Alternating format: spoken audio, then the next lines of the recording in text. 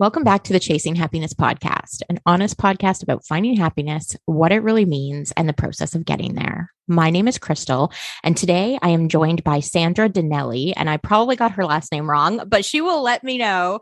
And we are going to talk about all kinds of things because Sandra is kind of on a mission to help women follow their dreams and uncover their own confidence. And this is something that if you listen to this podcast, you know I am totally all about, and I am so excited to chat with her today. But Sandra, for people who don't know you, have never met you, do you want to give yourself a brief introduction? Absolutely. Well, Crystal, thank you for having me on your show today. And for all the listeners out there, I am Sandra Dinelli. I am a reclamation coach, moved from a life enhancement coach to reclamation. And the reason being is that I really help women remember, reclaim, and reconnect with the person that they're meant to be. And I say that because on my own journey, I lost who I was. I forgot who I was. And it's in forgetting who we are that we let go of the dreams and the things that we really desire.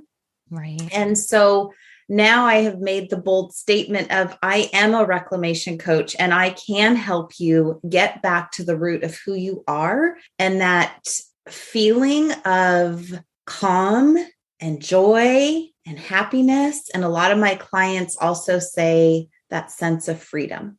Ooh, which is huge, that sense of freedom, right? Oh. And I think that's one of the reasons why this is so important, what you do, because we do, especially as women, we get lost in the sea of everyone else's expectations and all of the have-to things that have to get done. And we do sort of disconnect from those parts of our soul that really were the things that drove us when we were younger. Yeah, absolutely. And that was my experience. You know, I was going along with what my parents expected of me, what society expected of me.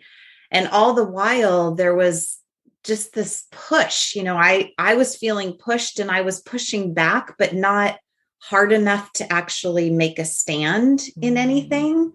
And so there was a great disconnect when, you get the college degree and then you get married because society tells you that you should. And then, oh my gosh, I better have kids and I'm struggling with infertility. And I had one, but I better try this again and have another one, which didn't happen, because I was pushing, I was fighting for the wrong things. And as women, we do that. We try to keep up with this idea that somebody has painted for us of what life is supposed to look like, instead of looking inside ourselves and saying, what do I want my life to be? What do I think it should look like? Which is such a big question. So that leads me to ask you, because you were on this journey, because you were living this life that you were supposed to be living, what drove you to ask yourself that question? Yeah, it was my 40th birthday. It was actually the morning after my 40th birthday. And I said to my husband at the time, is this it? And he didn't really understand that question. There was some, what do you mean, is this it? And it's like, is this it? Because I felt life is short. I lost my mom when she was 64, 40 and 64, not that far apart. Right. And his inability to understand that question made me start questioning even more. Like, who gets this? Who understands that life is more than just waking up and going to work and coming home and making dinner and, kissing each other goodnight? It's like, what are we doing? Right. So it was that 40th. I mean, obviously things were happening up to that point. It's not as though I turned 40 and said, I don't think I want to be married anymore. I'm sure people would think I was nuts. But there's just a buildup.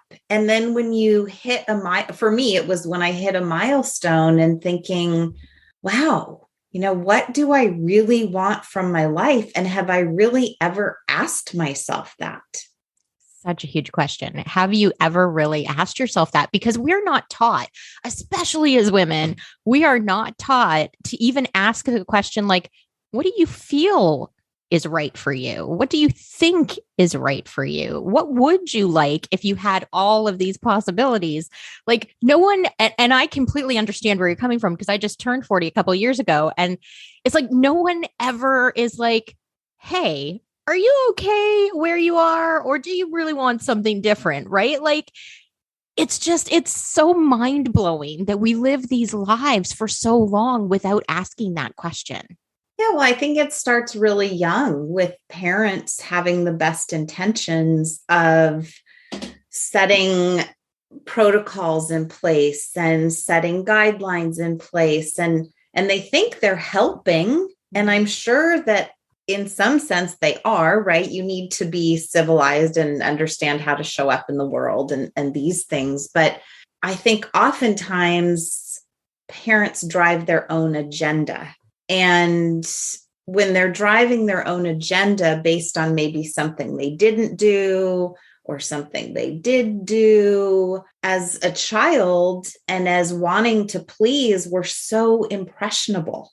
And, if you admire your parents, or maybe you just want to stay in the good graces of your parents, what do? You do what they tell you to do. Right. And I think in that becoming what our parents need us to be, or what they're teaching us to be, that we stop thinking about ourselves and we stop thinking about, what do I even enjoy doing? I mean, I could give you a list of things that I said to my parents, like, oh, I think I want to be a teacher. And my dad said, oh, you just want summers off. Oh, okay. Yeah, I probably don't want to do that then, And I said, I'd really love to dance. Oh, come on. You're not going to dance, right? I mean, everything I said, Sure. There was oh, really? Oh, right. And so you start to think, yeah, I probably don't really know what I want to do. I mean, you probably know what I want to do, but I clearly don't know what I want to do. I love this conversation because I think you're 100% right? Like everyone listening to this podcast right now can remember a moment where this happened to them, whether it was a parent, a grandparent, an aunt, an uncle, whatever. You were like, this is what I want. And they were like, really? Come on. And then you were like, okay, well, maybe not. Well, I think it still happens even as adults. So a perfect example is, in January, some people do this dry January, like 30 days of not drinking. And I thought, oh, that sounds like a good idea. Why not? It's a thing and I'll try it.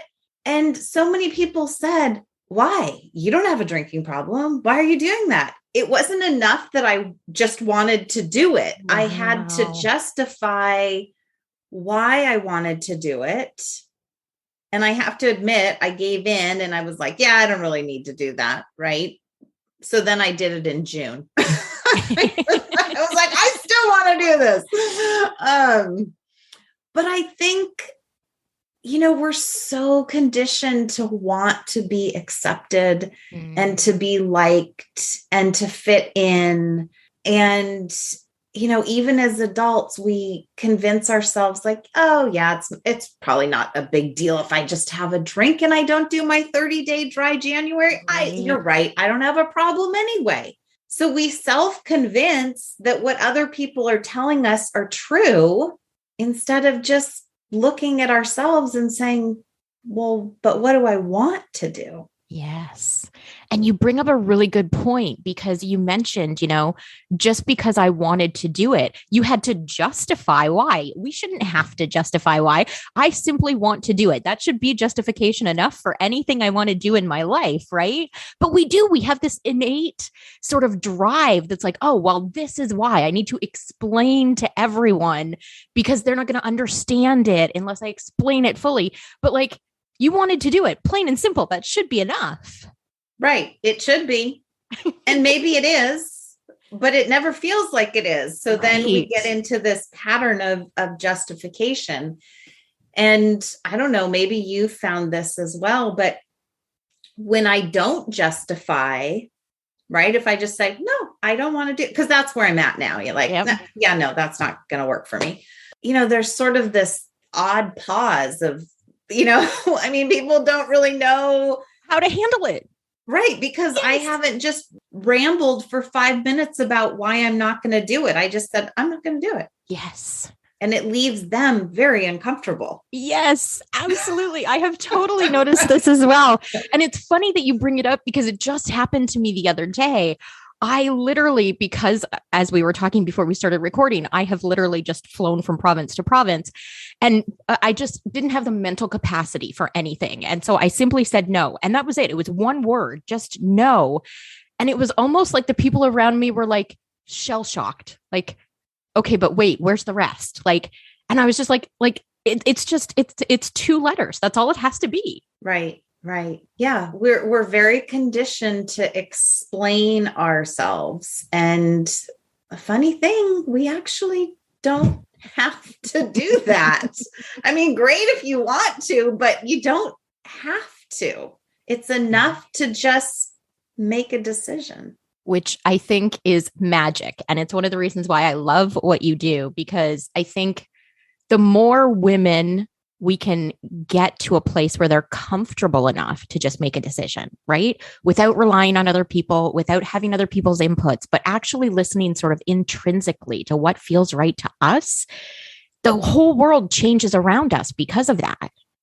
Absolutely. It's going back, and you basically said it, to learning to trust ourselves. Those aren't the words you use, but that's at the core of this remembering, reclaiming, and reconnecting is you know what your desire is. You know what you want to do or what you don't want to do. And sure, sometimes we want to ask another person, what do you think? But their response shouldn't change our decision. Yes. And their response shouldn't be the crux of our decision. And it's when we come back to that place of just knowing that, no, this is important to me. This feels good to me. This feels right to me. And it may not look or feel right to anybody else. And that's okay. Yes.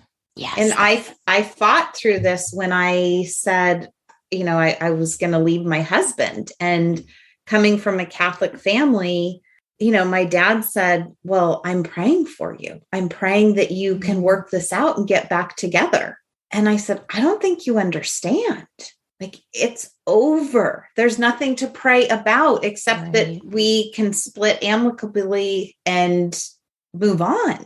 So I know how hard it is to step in that place of trusting yourself when people around you, your family, the people that you've always looked to for support are saying, I don't know if that's the right decision for you. It's like, oh yeah, like all those other decisions you made for me. Like, how did those work out for me? Exactly. Well, and I think that is a great question, right? Because we just happen to, based on the society we live in, naturally say, okay, well, this didn't work out, that didn't work out. But like, are we really thinking about why didn't it work out?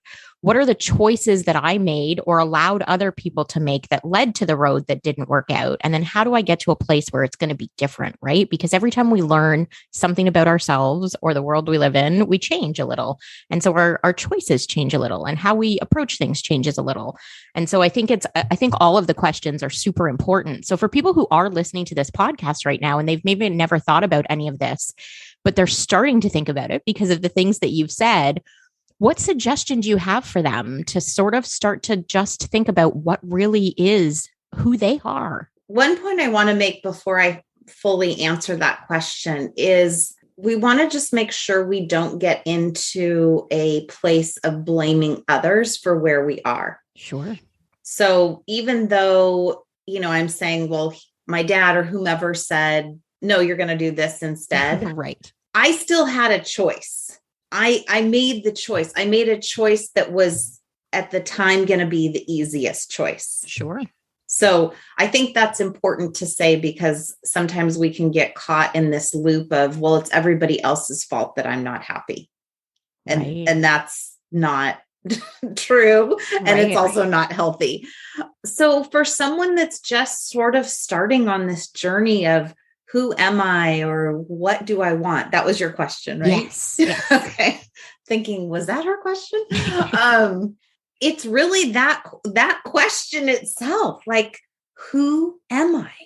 If I were to take away the labels that either society has given me or I've placed upon myself, such as I am a sister, I am a wife, I am a mother, I am a banker, whatever it is, that's not really who you are. That's kind of the things that you do. So who you are as a person, what lights you up? Are you funny? Are you sarcastic? Are you, I don't know, you could be anything, right? But you're not a label. You're not just a mom. Yes. So I think it really starts with looking past the label or past, what we've carried around as who we are. Sure. And look a little deeper at, well, what lights me up? How do I show up places? Mm.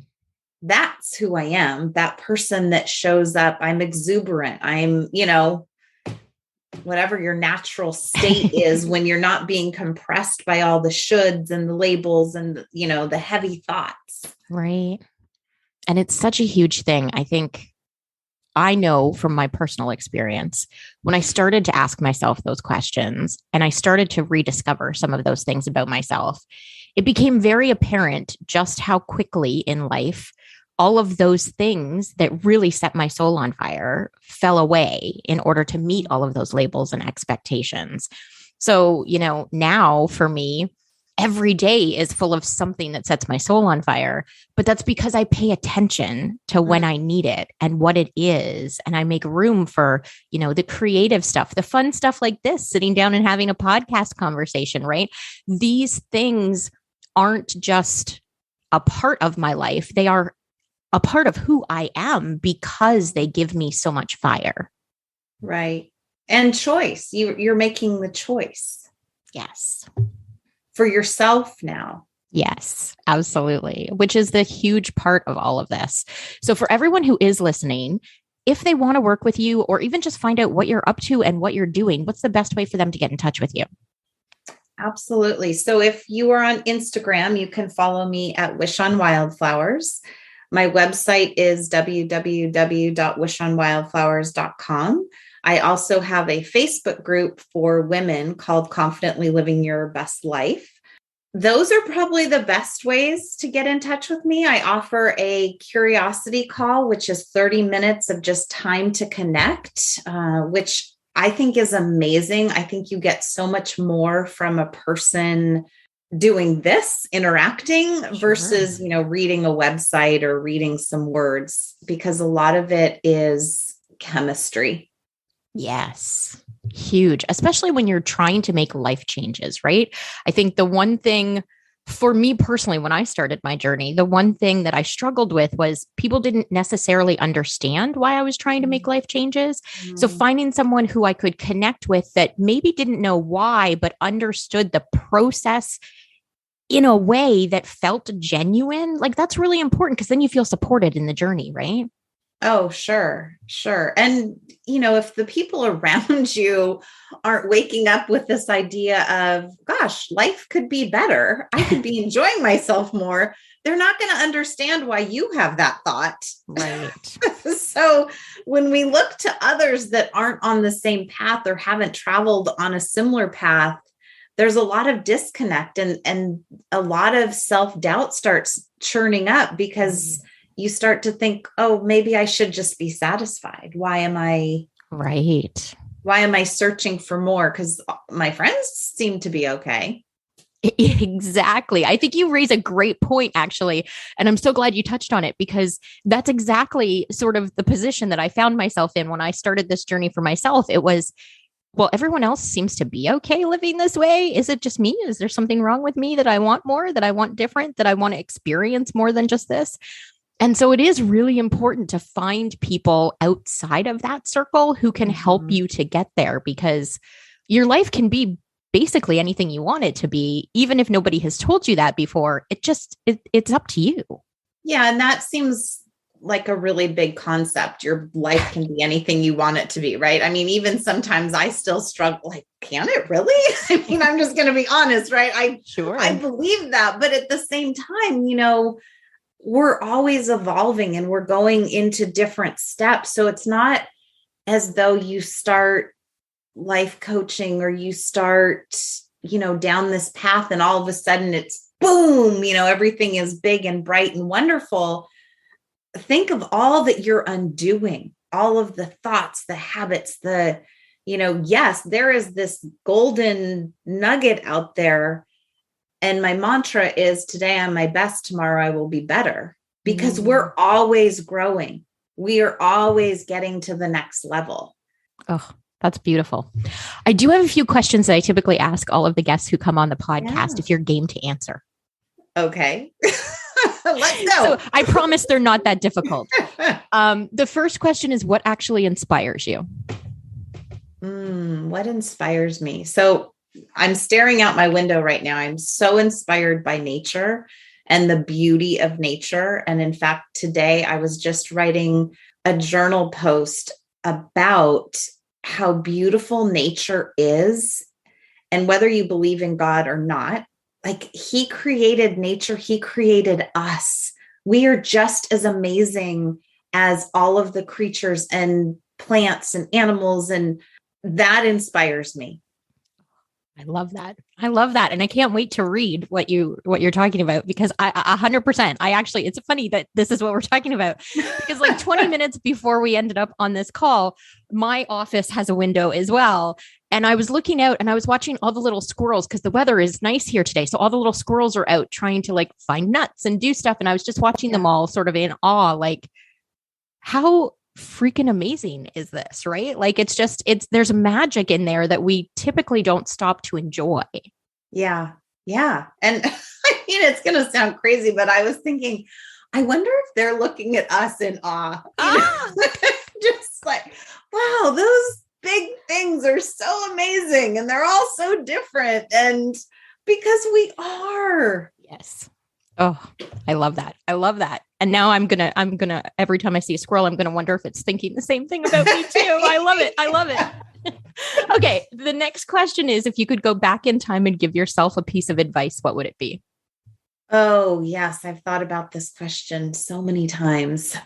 The piece of advice I would give myself is that you're okay. Just knowing, like, you are okay. Whew.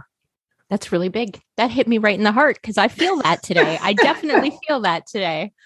Okay. The next question is, if you could have a conversation with anyone, who would it be and why? I would pick two people. Both of my parents have passed, and I know that wasn't an option, but that's okay. I would want, and now I'm going to get all sad. Aww. I would want to have a conversation with them, and I would want, not that I need the validation, but I have changed so much since they both left this earth. And I would just love to tell them, like, how much I've expanded. And I would want them to see that. And I know they see that, but I would want that. I would want that conversation. That's beautiful. And such a great reminder for those of us that still have our parents here to have those conversations, right? I think a lot of times we take some of that for granted until we lose it, right? Because we get so busy with life, and you never know. You just never know. So if you have the ability to sit down, whether it's your parents, your grandparents, your aunts, your uncles, whatever, have those conversations, and just, thank you for sharing that. That's pretty powerful. Boo-hoo. Oh, I'm sending you a hug through the computer. No, I'm good. Thank you. There's only one question left, and hopefully it won't make you cry. The last question is, what does happiness mean to you? Being content. I mean, simple as that. Just, it goes back to knowing I'm okay and just being content. There's magic in that, because, so often I hear, especially from my clients, I hear how unhappy they really are when they start this journey. And I think that contentment is the thing we're all searching for. We just don't know how to find it a lot of times. We don't know how to recognize it, and we don't know how to sit in it. when we get there, right? Yeah, I would say also we don't even know how to define it. Ooh, yes. So until you know what it means to you to be content, how can you get there? Yes. Oh, absolutely. And this is one of the reasons why I love asking this question, because for me, the answer to what happiness really is changes daily. It can change by the hour, depending on what I'm doing, right? And I think the fact that we all have different answers, but there's always sort of something weaved throughout all of them that connects us all. And I think there's beauty and magic in all of that. So thank you for answering. Sure. Great questions. Thank you. I appreciate you taking the time to chat with me today. This has been an absolutely wonderful conversation. And I am so sorry I made you cry, but I appreciate the vulnerability because I tell you, it's funny, the last, I'd say probably 3 weeks or so, a lot of stuff's been happening in my personal life. My brother and his wife have gotten a new house, and, I'm living in a totally different place than they are. And I'm disconnected from a lot of my family because we're in physically different places. And I've been thinking a lot about family lately. And the fact that you brought that up was just a great reminder to me to continue to, as much as possible, reach out to the people that are in my life and have conversations and remind them that they're loved and missed, even though there is some physical distance. So thank you for that. Yeah. Yeah. I think we forget because people can be annoying, especially our family. True. Right? So, yeah. So as a reminder to everyone, that even though people are different, your family is different, and they may not always say or be what you need them to be, they're still your family. There's still love there. There's still connection. Yes, absolutely. Oh, thank you so much for this conversation today. You are magic, and I am so grateful that you agreed to join me. Thank you, Crystal. Thank you to everyone listening. Of course, I will post in the show notes all of the links to the website, the social media, all the fun stuff. Not only can you follow Sandra, you can work with her, you can do whatever makes your heart content. I cannot believe that we are 6 years into this podcast. I will keep saying it over and over again, because when I started this, I did not think this would be more than anything, maybe one episode. So 6 years later, I still get to have amazing conversations with people like Sandra. I get to meet wonderful people like Sandra from around the world. And it's because you guys keep coming back and listening week after week. So thank you so much for doing that.